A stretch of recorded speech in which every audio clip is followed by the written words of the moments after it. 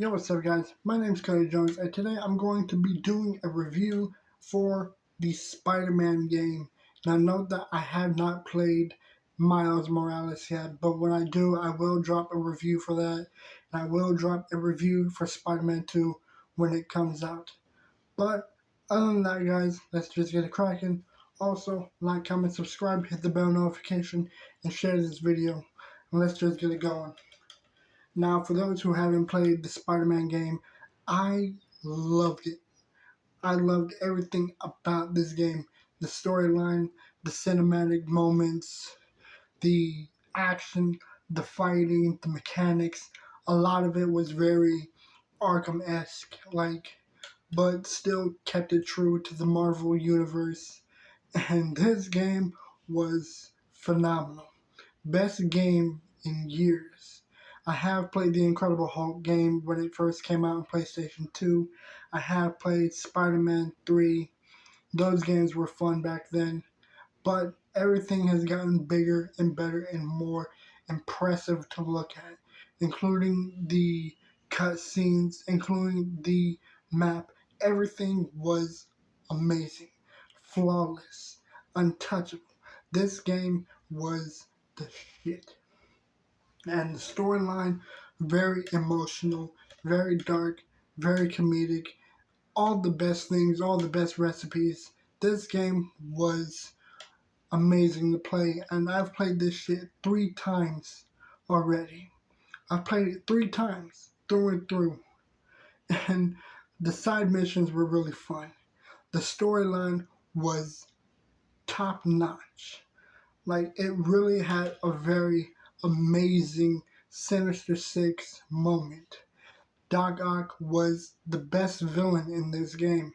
And personally, Doc Ock is one of my favorite villains in the game itself, next to Venom, which I am excited to see in Spider-Man 2, and with Kraven the Hunter, which I've seen the trailer and that looked amazing as well. But for those of you who have not played Spider-Man, basically the game takes place with you discovering a new villain named Mr. Negative, aka Mr. Martin Lee. Now, the thing is, this storyline was really flawless. The fighting mechanics were the best.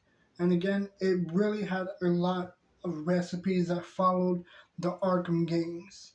Like with the stealthy, the lightning bolts letting you know to parry, to not parry and everything. The web shooting, the fucking tools and everything to make the game more fun and more interesting to play. This game was amazing. But what made it, the storyline, very captivating, was that you were living 2 lives at the same time. You were living the life as Peter Parker, who is helping Aunt May with Feast, but you were also Spider-Man, who is trying to discover who Mr. Negative is and putting him away. And you're also helping out with Mary Jane, and you are helping Dr. Octavius create something that eventually become the tentacles that makes Doc Ock who he is. And another thing is, what made the gameplay very interesting was the fact that you don't just get to do all of those things, but you also get to do really cool scientific shit. Like a lot of computer shit with Doc Ock, and a lot of investigative things like discovering what chemicals are used and how to reverse them, and this whole game was amazing. But sadly, you also did end up meeting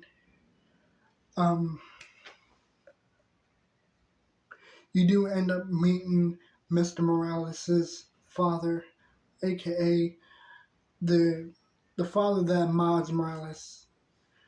You end up helping his father track down these Mr. Negative's warriors, soldiers, his people. And sadly, it did end with Martin Lee and Doc Ock planning an attack against Norman Osborn, who is not Green Goblin yet, but you do get a little bit of snippets here and there, little cutscenes that show his helmet and his secret lab and everything, and it really gave me hopes, but also chills that we might get a Green Goblin in a game, hopefully in the next Spider-Man game or the next Miles game. Now note that I probably already said it, I have not played Miles.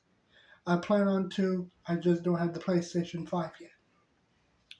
But what made the story all the more dramatic was the terrorist attack that happened in an attempt to kill Norman. And it really made everything very, very dark, very tragic, and very dramatic in the most negative way, no pun intended. And it gave you a little moment to like sneak around as Miles. Now note that this is before Miles did get bit and get his powers. And this game is completely different from the movie storyline in Into the Spider-Verse. He did not go sneaking around in some like under sewer area. But this game was amazing and some of the activities and stuff were really fun to do. But another thing I do want to point out was the dramatic moments that made everything so much more dark and depressing. And I think it was a good touch, you know. It really, that not everything is just like successes and fails, that there were also like terrorism and horrible shit going wrong. It's like they were not holding back on the dramatics. It made the game great, but at the same time very serious. It was a really good touch. I'm happy they did that, and the same thing can be said with Miles. But another thing I want to point out is the soundtrack. I've heard it, I hear it a lot of times, and this game was really amazing. And like, I do want to give this game the best rating that I can give it, but also I want to give it a very fair and unbiased rating. But again, I do want to point out that there were some flaws. It was the computer it was the computer shit that really became very confusing to do. And a lot of it was very obnoxious, and some of the fightings, it was very like forced. Like everyone was just grouping on you, and it was very hard to like do some of the moves while getting smacked around and blown up. It was very obnoxious, and there was a lot of like irritating moments in this game. But the storyline and everything was the best in this game, and the game mechanics was really fun. Swinging around really felt very smooth, and you weren't like crashing into shit. Another thing is the voice acting. Yuri Lowenthal is one of my favorite voice actors. And if you don't know, Yuri Lowenthal has voice acted a lot of very well-known characters, and one of them would be Sasuke in the Naruto series. And I didn't even know that until I discovered who Yuri Lowenthal was about 10 years ago. About 8 or 10 years ago. And I believe it was long before the game even came out. But when I saw the trailer, I was really like gripped onto my seat. Like I was just watching with amazement at how amazing this game looked. And the storyline was amazing. I'm saying amazing a lot, but that's because this game was the best that ever came out at the time.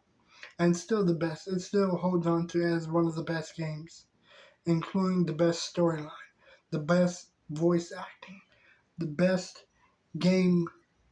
I mean, I'm happy that I got Game of the Year, really. And I'm happy for the developers that made this. Insomniac Games is one of the best game developers I've ever been following, next to Santa Monica. But other than that, this game was the best.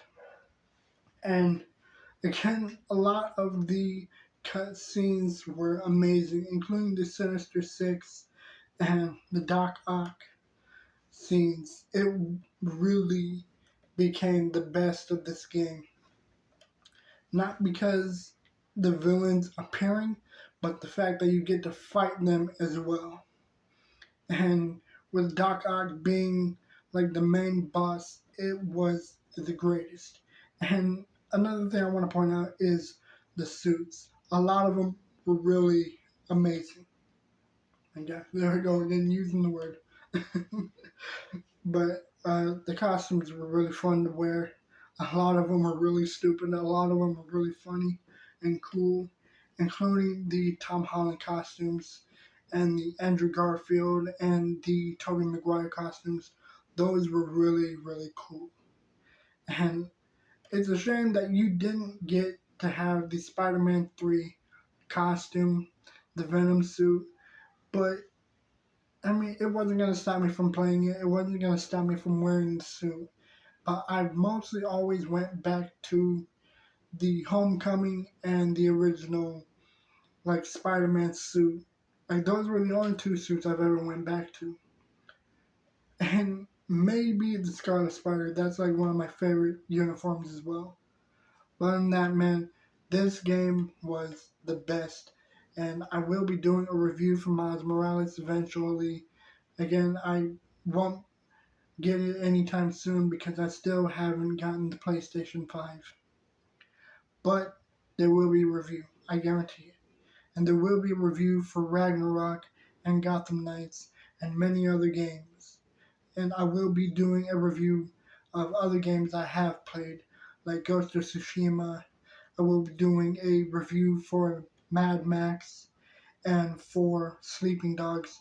I have plenty more games to review, movies, TV shows, everything. I am bringing out content and I'm going to keep on delivering.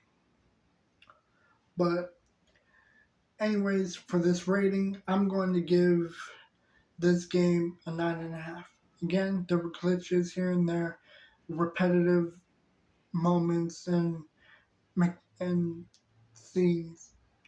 There was some repetitive shit, but this game was the best. So for Spider-Man, I'm going to give it a 9.5. That's best. I mean, that's still a passing grade.